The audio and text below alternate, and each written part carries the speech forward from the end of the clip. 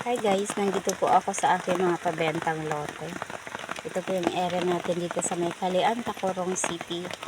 So, ang area po natin ay ito. Ready to occupy na po ito. After down payment po natin, every 100 square meter, down payment po is 20,000, payable within 3 months. So, after down payment, pwede na po natin magamit yung ating area. So sila po ay mga nakatira na dito, naghulog-hulog po sila. So, payable 1 to 6 years. Pero pwede naman po siyang open contract. Mas maaga mababayaran, mas mura po yung price ng ating lote.